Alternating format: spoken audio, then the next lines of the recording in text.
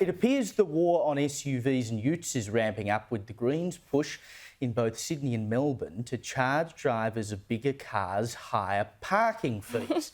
The idea's been floated by one Greens MP in New South Wales, and down in Melbourne, the woke Yarra Council, who we talk a fair bit about over here, is set to vote next week on a proposal to charge higher fees.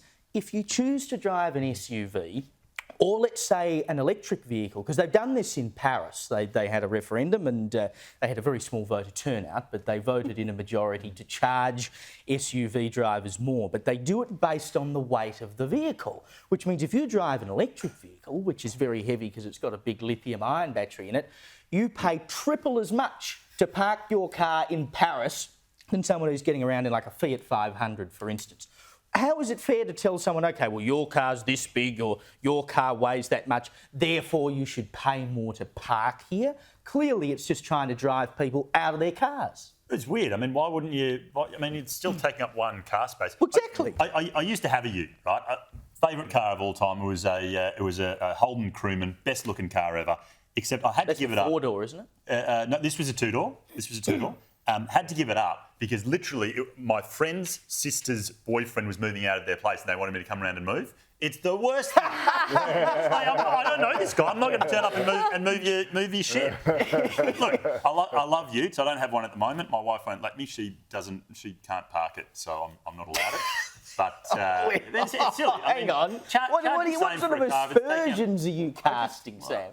She said it. She said I could say it on the show. I don't care. But it's like the Greens have these sort of party meetings, you know, before every announcement. All right, what can we do today to make people hate us even more? Like they just lost 4%. Their numbers just went down from 10% to 6% in Dunkley, right? Yeah. Which is probably the Ute capital of Australia. Yep. And they sit around and go, oh, a bit of a post-mortem here. Whoa, we're going backwards. What are we doing?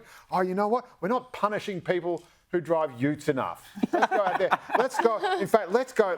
I know this is how we're going to win back popularity and become the true opposition of Australia, the true progressive party of Australia. We're going to tell people they have to eat bugs and they're not allowed to drive Utes. And you just wonder why, like as someone who actually wants to see pragmatic, achievable progress on things like climate change and hitting our targets and everything, they just seem to have this knack of making it look as just utterly objectionable and hateable as like possible. Everything they touch turns really bad. Well, I but think to be honest. It's also like, you know, everything, this thing that you don't particularly like, we're going to make you do, and it's going to wreck your life, and it's going to turn it upside down. You're going to lose your car. You won't be able to eat the food you want, but you have to do it because we're the Greens. Want to vote for us? Or this thing that you do like, you've got to stop that. You know, you've got your gas Bunsen burner. And by the way, you can't do that anymore. By the way, Utes are the best-selling vehicles in this country, so I think the dollar has already voted. I could not drive out of my own driveway if I did not have a giant four-wheel drive vehicle. So, ask Joe. You've seen my car. It emasculates you, doesn't it? Every week. Joe's getting around in his bloody banged out old German cockroach infested. Yeah, I even keep a toolbox in the back just for appearances. So and he's got to take it. It's all for show. He's got to take it to get fumigated because it keeps getting filled up with German cockroaches. Actually, the Allen's Auto Electrics fixed that. Thank you. Good on you. Now,